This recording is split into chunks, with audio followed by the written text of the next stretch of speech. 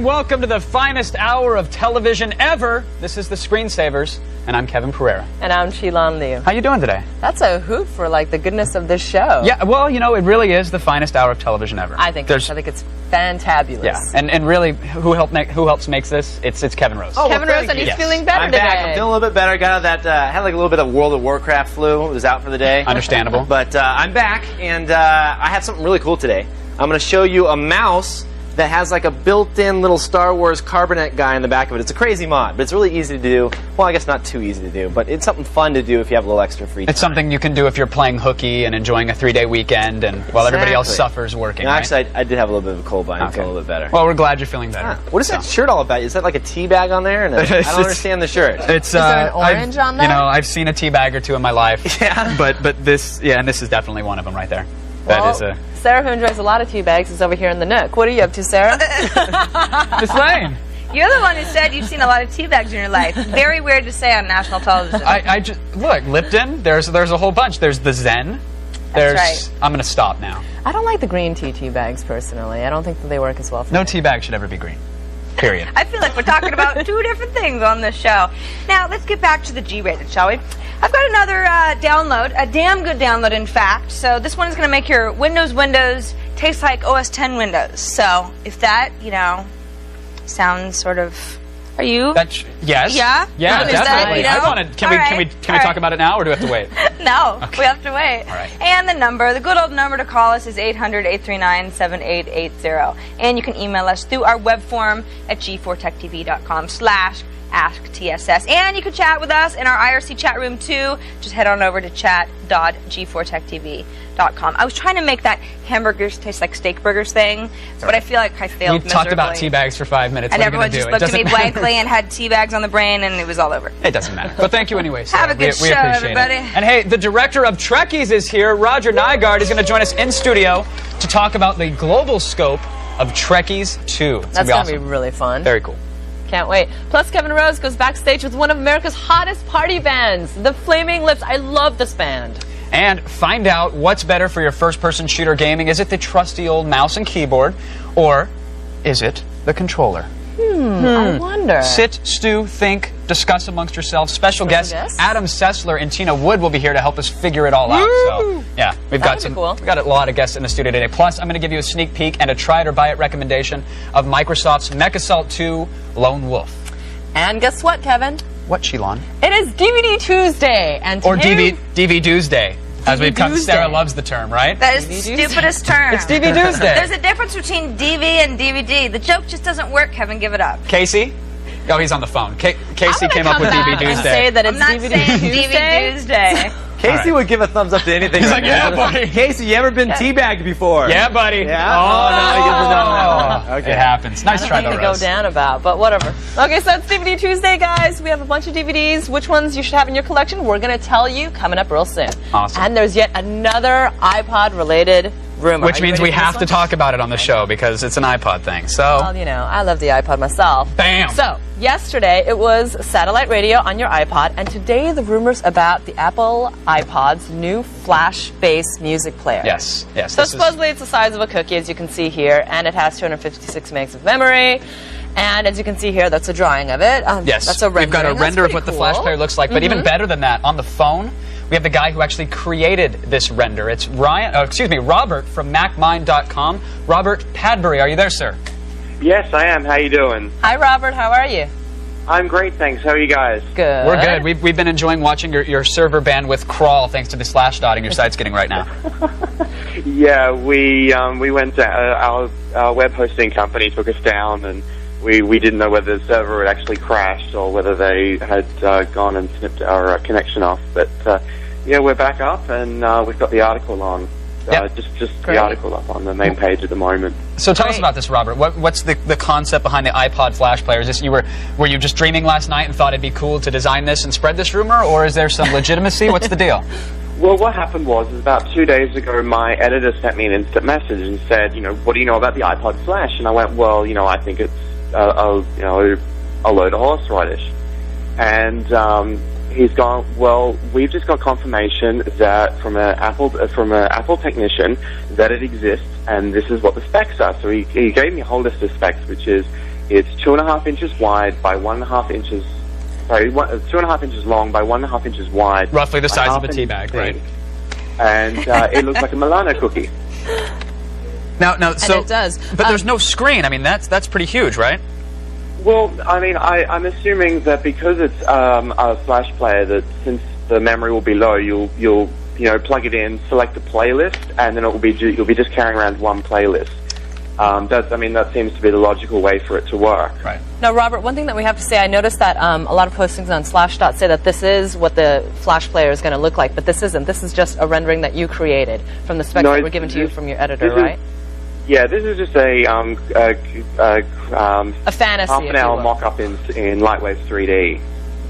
Okay, so this is an artist's rendition of the Flash player, the rumored Flash player, but you think it's real because, I mean, there's some credibility to the source, right? We had credibility with the original source, plus we had an additional source that confirmed the information. And yeah, the rendition is based off what was described to us.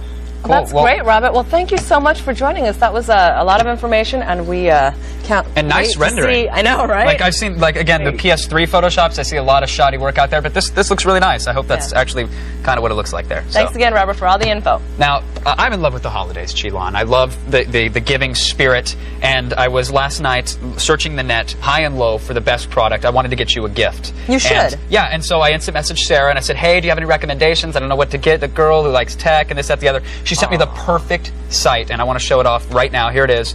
The jewelry with the most. It's Ballsies. Particularly fitting on today's show, I think. Here it is. And you go to ballsies.com. They have pendants. They have keychains. This lady looks very happy. You can buy the family jewels is their motto. And they even have Ballsies poetry right there on the homepage. So I don't know if do you care to read a little Ballsies poetry, Sheila? Sure. So Ballsies are cute. Ballsies are funny. We'll send you a pair if you give us money. Now that is heartwarming, Kevin. I feel the holiday love right now. And so I hate to spoil it, but I was all excited and I wanted to. I have no recollection of recommending that to you. What? Moving on. All right. Yeah. If you can't decide. You can't decide between giving your friends and family a DVD or a gift certificate. Clearly, this is a solution. I'm going to get some Ballsies, I guess, from you. Oh, we need to get away from this. Stay tuned. We've got lots more to come when we come back. Kim Morgan from DVDtalk.com brings us today's DVD hit list. It's all up when the screensavers continue. If only on... Catch all new episodes.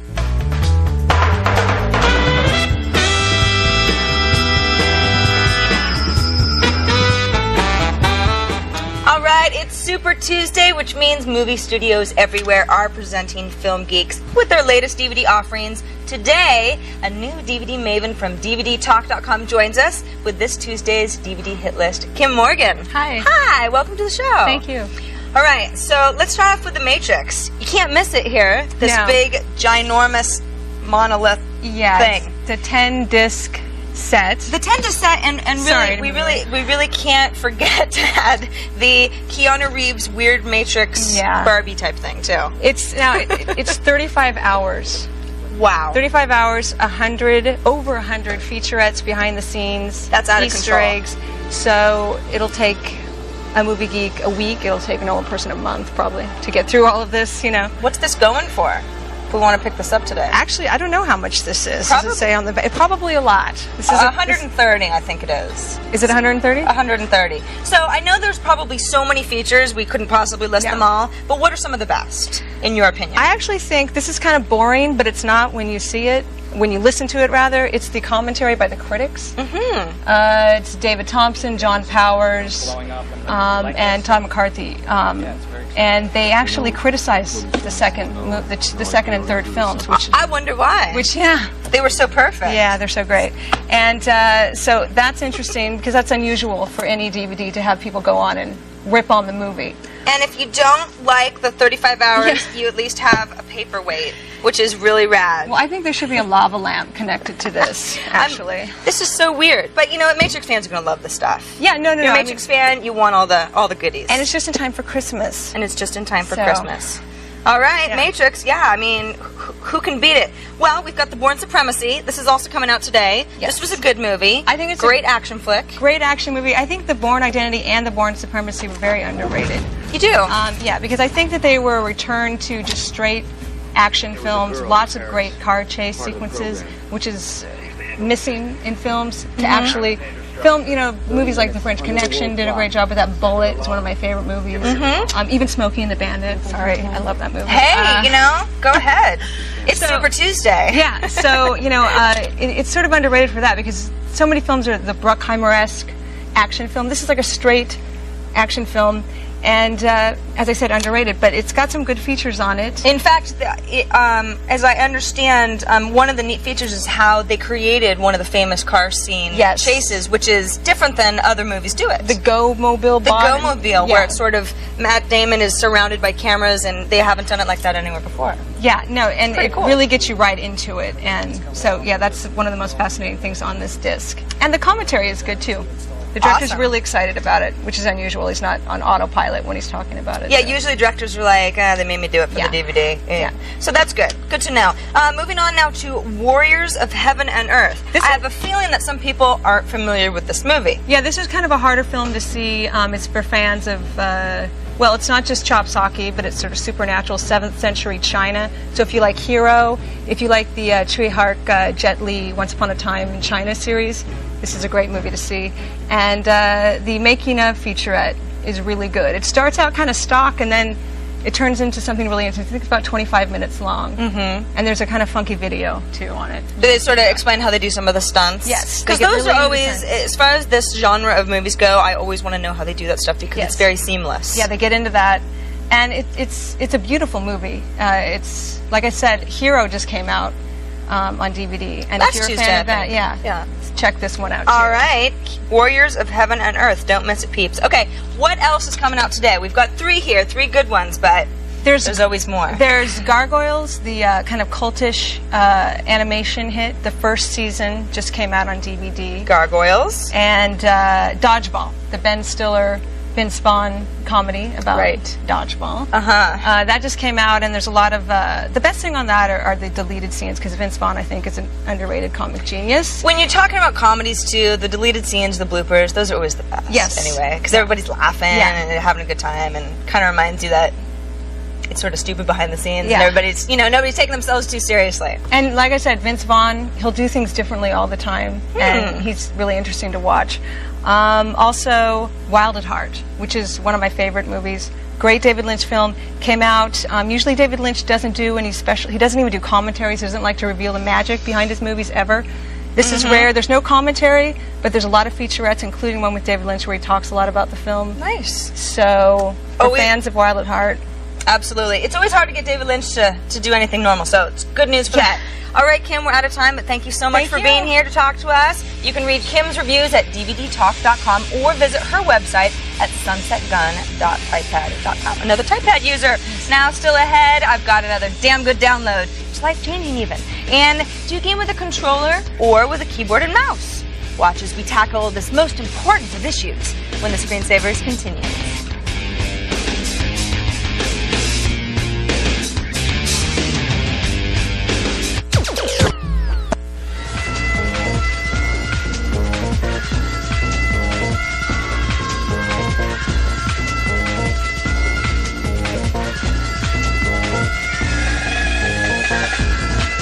Hey, forget the timeless debate of Mac versus PC. Our question is, how do you like your first-person shooter? It's an excellent question. It's a timeless debate.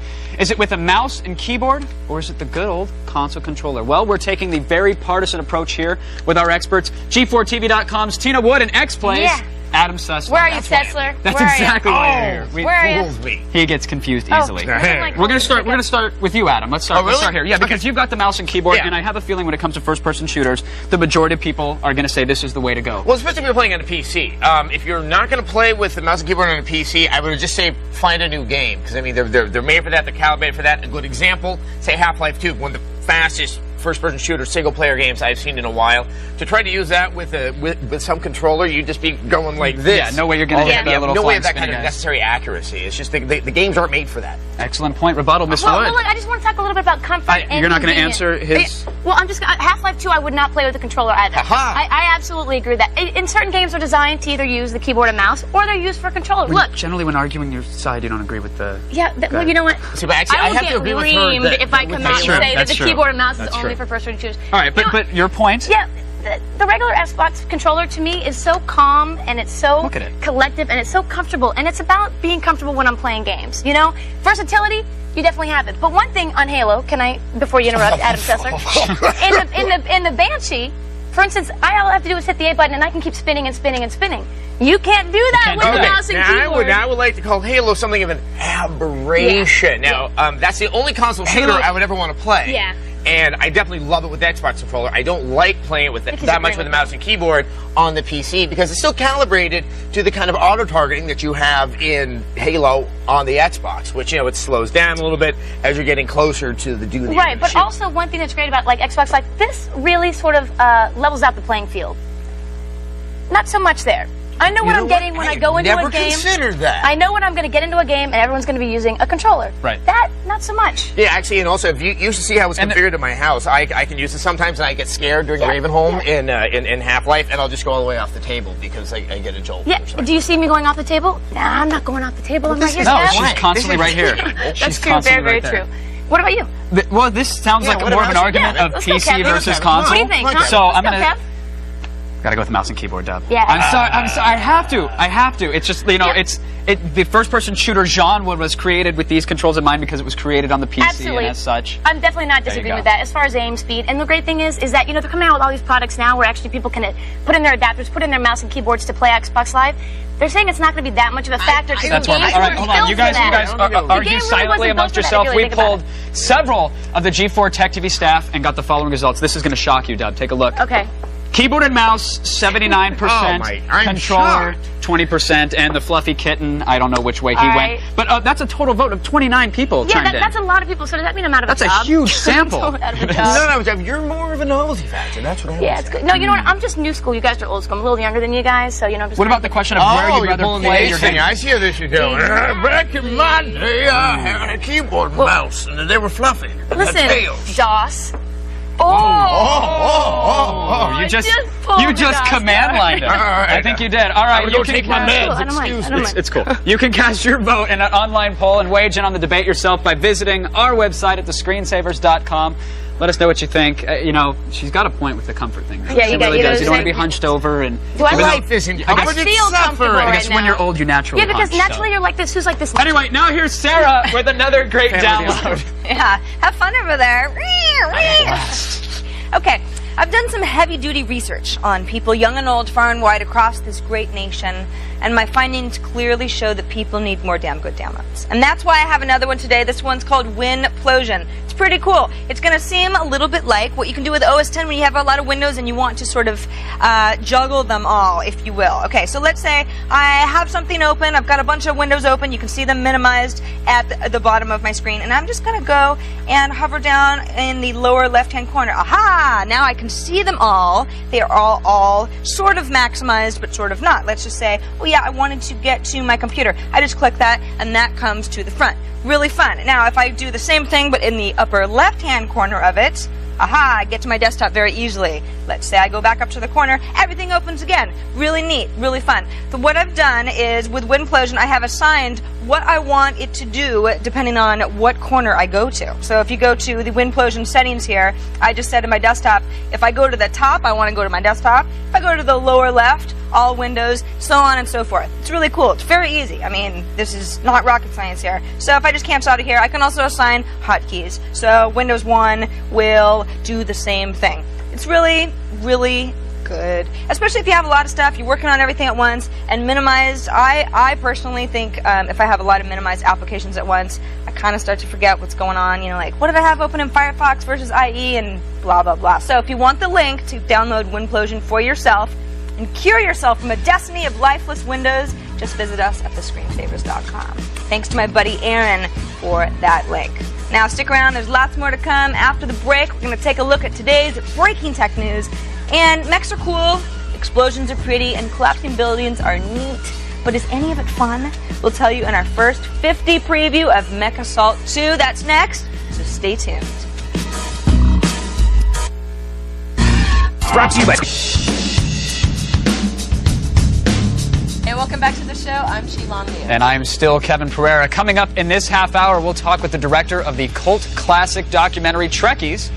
Plus, we'll get an all-access backstage pass to one of the hottest bands in the music industry, the Flaming Lips. Yes, and we will be taking a live call. And now, it's time for the feed. Cue the graphic. There it is. We went the same sound effect as yesterday.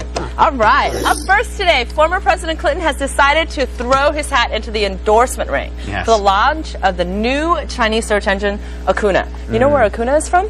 Where is Akuna from? It's a Swahili saying, Akuna Matata, made famous by the Lion King, everybody. Isn't that neat? Is it? You have to say that when you say I do. Lion When King. I say Lion King, because it's such a fabulous name. Yeah. The Lion King. Bill Clinton? And it claims to be better than the search engine Google. But, you know, a lot of people want to claim that. I don't know if it's true. Yeah, everybody. Yahoo even claimed that at some point, but we know how that turned out. Not so good, not so good. Buddy Clinton endorsing a search engine? Right. I mean, I guess doesn't make any sense because isn't he the president that only sent 2 emails out from the Oval Office?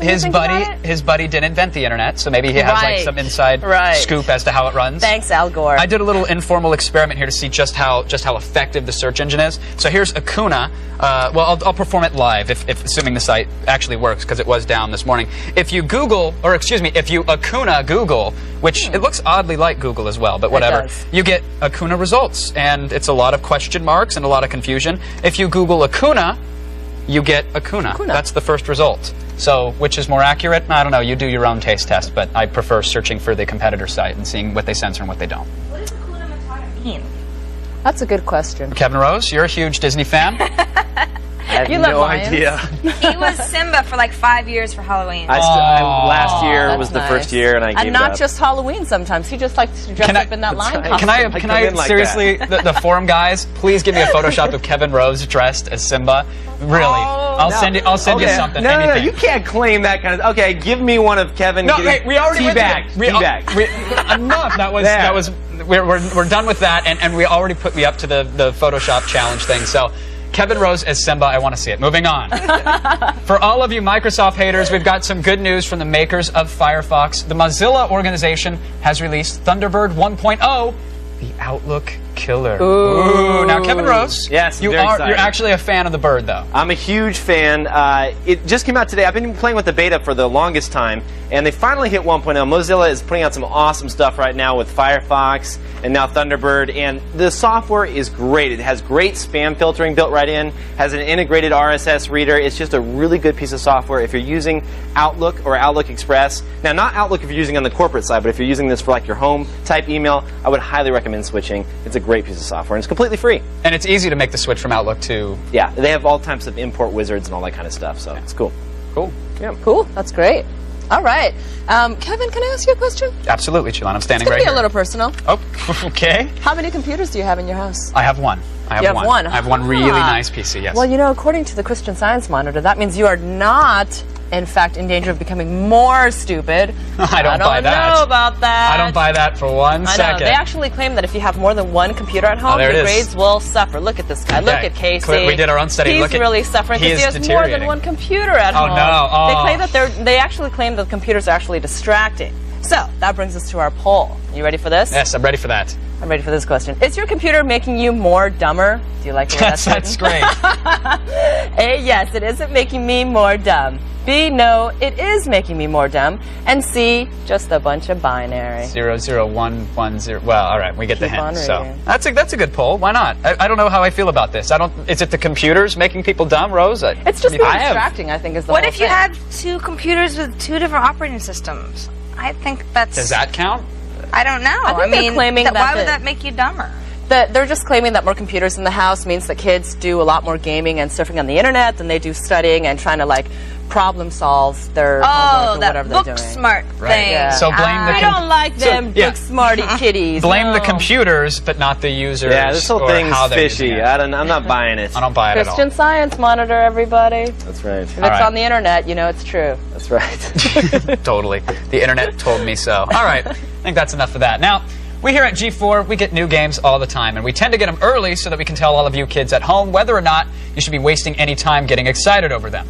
Well, being that we get so many games and there's so little time to play them, I've come up with my first 50. It's the initial impressions of a game after I've played it for 50 minutes. I'm very creative. Good job. Yes, thank you. 2 years ago, Microsoft gave Xbox Live owners something to care about with the explosive action of MechAssault.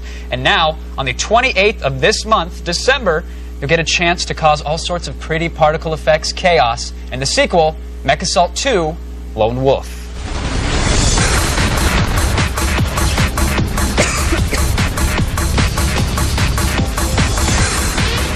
Now, the game won't have any hip-happening techno music like that, but it does have some good hard rock and roll. It's a third-person shooter with mechs set in the BattleTech world. Now, there you go. This is a new addition right here. This is like your BattleTech armor. You get a cool gripping claw that you can stick into the side of buildings or walls while you're climbing it. All sorts of variety here with vehicles. You have tanks, you have light mechs, heavy mechs, all the missiles and flamethrowers and lasers you could ever expect. But the battle armor is cool for one reason. It's the most important new addition that I found. It allows for mech jacking. Now, I know that sounds dirtier than it really is. Take a look. Here he is, floating around. You can actually hop into an enemy's mech and do a series of button combinations. It's kind of like a little jacking minigame, and then you can take over an enemy mech. It's a really cool feature, but sadly, after only 50 minutes, I have to say the game is kind of sloppy in places. The frame rate dips during massive explosions, and the missions I played were pretty uninspired. And now the music, as I said, is pretty cool, but the VO, no, it's so hot. Take a listen. Major, a mech. Jonesy, I don't care if he yells as long as we get our full bonus. Multiple signatures, sir. This doesn't look good. You sure we don't have time for another drink? Come on, Kevin. Major, a mech is coming towards us. It's huge and going to kill us. I should sound scared, not... That's exciting, lively dialogue. And, I mean, this was review code, so granted, things could change. I highly doubt they're going to go back and retrack all the VO for the game, but... it's there nonetheless. And maybe if they heard it on our show, they're going to go back right away into the studio, retrack the whole thing. They should. It's a little vanilla, people. Throw me in the VO booth. I will give you the frightened pedestrian mech read. Major, a mech. Nice. Now, I don't like talking about online aspects of games before they release because you never really know how they're going to perform once they actually come out. It's never true to life. So, with that said, I have a feeling it's going to be the same old Circle Stray Fest that was MechAssault 1. So I say try it. That's my recommendation, unless for some reason you were really satisfied with the original MechAssault and you're dying for more, try it. That's good. Okay. Well, can I ask you one thing, though? Yeah. Major selling point, Xbox Live, yes, no? Yeah, well, you know, I didn't really get a chance to delve deep into it, but if the gameplay itself is circle strafing and firing lasers, yes, they did promise some really cool persistent world online stuff, and maybe that's a reason to play it. I don't know. Try it. Go out, give it a rental, see if you like what the online has to offer, but basically it's circle strafing and firing lasers. Nice. Well, now coming up later, we're going to go backstage with the Flaming Lips, the coolest band ever. And when we come back, do you know the difference between Booleans and the brain? No. I sure don't. But the Trekkies do. Life as a Trekkie, right after the break.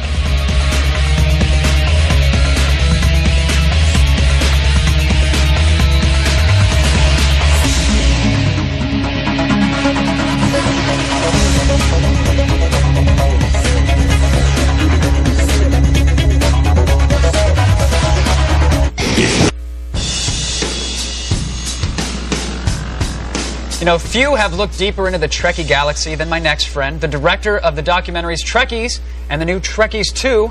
It's Roger Nygard. Roger, thanks for coming on the show. No, it's my pleasure. Thanks for having me. I have to ask, are you just a filmmaker or are you a Trek fan? It depends how you define it, I guess. Most people define it for themselves. And there's, I don't know, if you've seen Kinsey, there's a spectrum, I think, you know, and I'm somewhere in the middle, I'd say. Okay, so you're a borderline Trek fan. Yeah, but absolutely. Now, doing the films, did that make you fall in love with the franchise more, or? No, I have a PhD in Star Trek fans now, and you can't not learn about it while you're out there profiling people who are experts on it. And if there's one thing that'll get you far in the world, it's a PhD in Star Trek fans, right?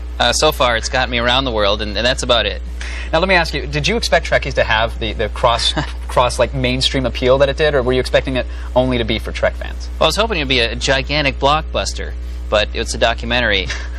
But it did cross over, and I was a little surprised, actually, and you know who discovered it were kind of the film geeks and, you know, the cult film fanatics. Right. Why do you think it had that crossover appeal, though? Is it because these are just average people, or these are regular people who have this sort of obsession with the franchise? Or? You know, they're funny people. They're funny, and they see themselves as funny. They have a great sense of humor about it, and so they can laugh about themselves. And I think that people see it and they laugh their ass off. That's true.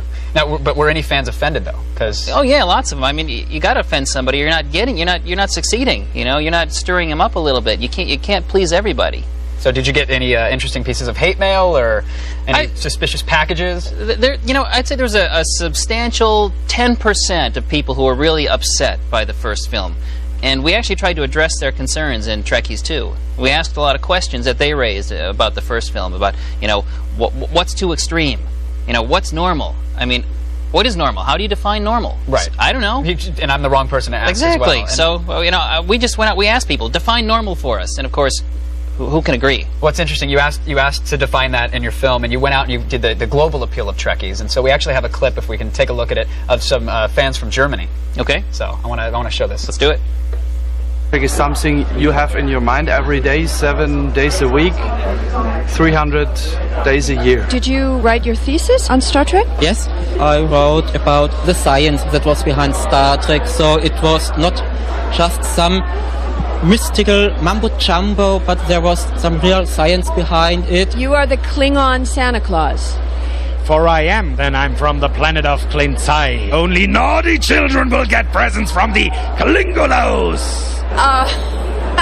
Did you make these yourself? Who made them? We both made the mask, and this clothes is from our mother. It was made by our mother. What do you call this character? His name is Ngan. Oh man! So the Germans were great fans. Now, did anybody top them though worldwide? You know, nobody's more serious about Star Trek than the Germans, and I guess it has something to do with the fact that wherever you find computers, you find Star Trek fans. And Germany is a country of mechanical engineers and Hasselhoff nuts. Oddly enough, yeah. So there must be something going on there. Interesting combination. Yeah. But yeah, I mean, volatile. Nobody tops them as a group. But individuals, there's some individuals, I mean, like here in the States, Gabriel Kerner, for instance, who people remember from the first film. There was a guy... A gentleman from England, actually. What was his... Tony Allen. Tony Allen. He converted his apartment into a Star Trek pad of sorts, right? He takes the award for the most extreme, most exceptional, most unusual Star Trek fan because, yeah, he turned his apartment into a spaceship, and he lives there. And there's no bed anymore because the bedroom is now the transporter pads. Yeah, and not even at the price of just money. He lost... Didn't he lose, like, his girlfriend or his wife over the whole project, even? Well, he started out... Actually, he was breaking up with his wife, and he started building this command console as sort of therapy for himself. And he couldn't give it away. Once he finished this console, he tried to give it away to this museum and that museum, and said, I don't think so. So he just decided to build the apartment around it. Right, and sell it on eBay, right? Yeah, for $2 million. That's it, only $2 million. Well, hey, thank you for being here. We really appreciate it, Roger. Everybody at home, seriously, go out and buy Trekkies 2 on DVD and get the soundtrack while you're on it, while you're at it. It's got some very great music on it. We appreciate your time. Thanks again. Sure, thank you. And now, coming up after the break, we'll be taking a live call, and Kevin Rose goes rock star and spends a day with the party band, the Flaming Lips. It's all coming your way after these messages.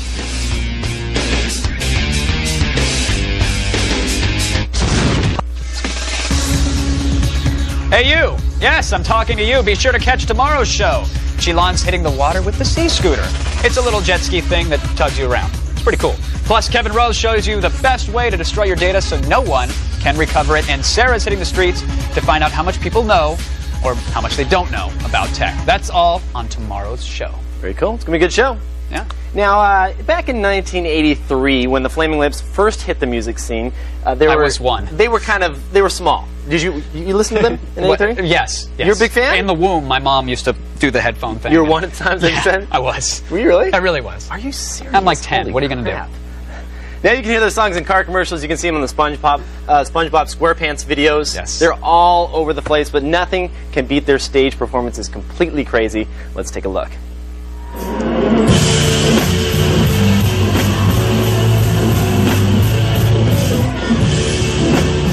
What do you guys think about the live shows? I mean, you guys put on a crazy live show. I've been to a couple of them in the past. They're like psychedelic, like trips. How do you guys come up with these ideas to make a show like that? You know, most of it is Wayne, really. Like, we used to be just like a regular four-piece band. While that was happening, Wayne kept coming with these crazy visual ideas, like more smoke machines and confetti. And then some friends of ours came to one of our shows dressed as bunny rabbits, and they were tripping on mushrooms. Beep! And that sort of expanded into, like, Wayne bought a bunch of costumes, so it's always evolving. So you guys do, I mean, some different stuff here. I've never seen a camera here on the mic. Well, That's pretty I'm seeing that more and more. I'm seeing more little cameras around stages and stuff. But yeah, I'll do that. And then it's just something stupid and funny, you know. And I have puppets that I play with up on the camera and stuff. And then when I have some blood on my head, you know, everybody can sort of see that a lot better. I've been using these giant space bubbles where I would go out and sort of crowd surf inside these giant space bubbles. Yeah, I've heard about that. You walked on the bubble. Yeah. We want to just transform the whole sort of atmosphere that we play in. I don't know what it all means. It's supposed to just look absurd and look like we're having fun. I went to the iTunes music store and noticed you guys have all your stuff up for sale on there. You guys big like iPod fans and Apple fans? I can't remember, like, my life has changed so much since I got my iPod. How did you guys feel as a band about your music being stolen on the internet? You know, I think if you give people like a whole package, then they'll want to buy it. But if it's just an $18 CD and there's only going to be 2 songs on it and a bunch of crap. Yeah, people will just download the song and then they'll never even worry about the rest of the album. Exactly. Yeah, I like your website. Do you interact with fans that way? I don't necessarily go on there and talk just because it's so unreliable. I mean, if I ever went on there, there'd be 1,000 people that would say they're Wayne the next day. And they would say that, and so I just always try to ensure all the people who do take that stuff serious that I don't go on there. And anytime I talk to people, it would be more like this. So how do you guys creatively get together and come up with new music? It's a little of everything. You know, sometimes Wayne will have a demo he's working on, or I'll have a demo and we'll bring it to the studio and we all sort of pour over it.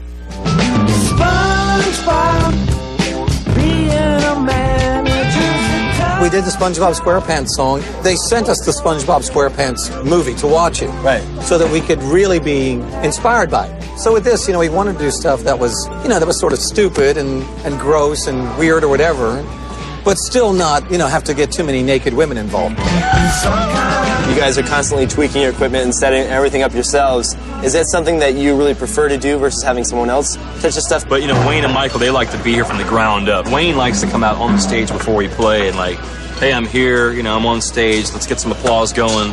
Some of the things that we do, they are just stupid little tricks, but you don't see them very often. So if you see us do it, it looks like, wow, that's fantastic. Right. But it's just dumb little things like that. It's really just to do things that the audience isn't used to seeing.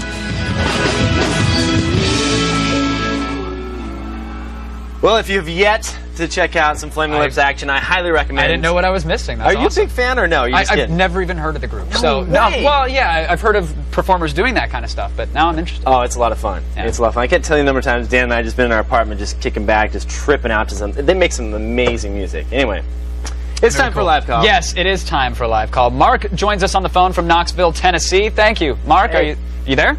Yeah. How you doing, sir? Good, how are you? What's up, Mark? Nothing much. Cool. You have a question about trying to use 2 video cards in the same computer, right? Yeah, I was wondering if it increases the computer's performance enough to make it worth the extra money. Ah, what kind of computer do you have right now? I have a Pentium 4, 3.6 gigahertz, and I'm using a GeForce 6800 GT. Okay.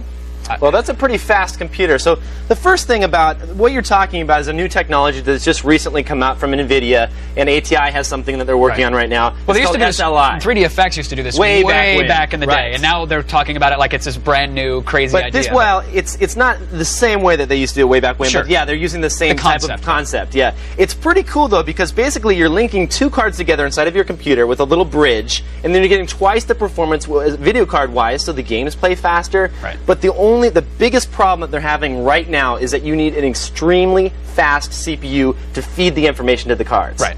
If you don't have a fast CPU, this is actually, it's going to even hamper your performance. It's not even going to be worth the money you're going to spend. I have to say, even if you have a fast CPU, $500 roughly is what these cards are running now, like anywhere from $400 to $700 if you want. Is it worth it really to get 1,001 frames per second when really 120 will do? I mean, I'm a first-person shooter nut, so I shouldn't be saying that, but is it really worth that price when you can buy a PC for the price of the graphics card now? My personal recommendation on this is that if you're going to build a new PC and you're going to get an extremely fast processor, go ahead and get one of these cards that is SLI compatible. Get the ATI or the NVIDIA 6800. Get one, you'll have a screaming fast machine. You'll be able to play great games, awesome frame rates, and then 6 months down the line, when things are starting to lag a little bit, new games are coming out and your system's kind of choking, go ahead and buy yourself a little cheaper card because the prices will have fallen. You'll be able to throw that card in, and then you'll get the frame rates that you're looking for, and you'll be able to boost it up even more. I think that in 6 months, the features that card supports will already be obsolete. But the prices will be so cheap, you can just throw it in. Yeah, but you might as well go buy another $500 card that's amazing and not worry. And then you'll have to buy a brand new machine, a brand new CPU, a brand new computer. Why not use the hardware that you have? It's the plight of a PC gamer. No, but what I'm saying is I'm all about if you're going to spend the money on a brand new machine and you have an extremely fast computer, you might as well get as much possible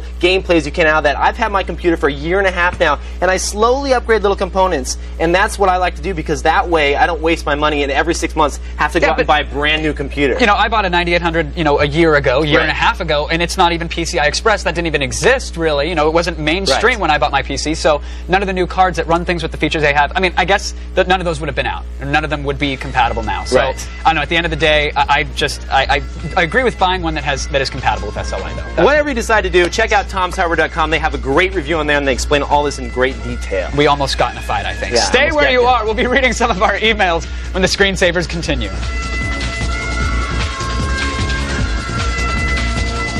Check this. Next.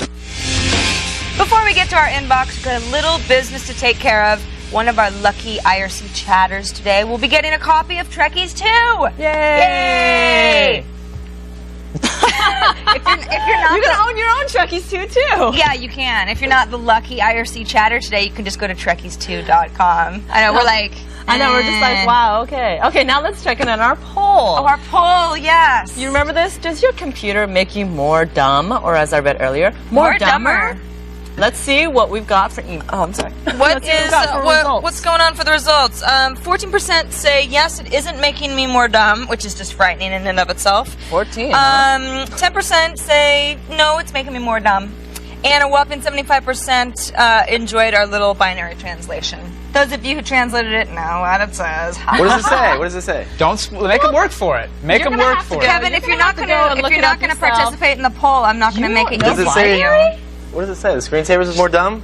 What does it say? That'd be witty. We don't. I don't know why we don't do wit here. All right. Ready for some emails? Absolutely. Let's take an email. I guess we only have time for one.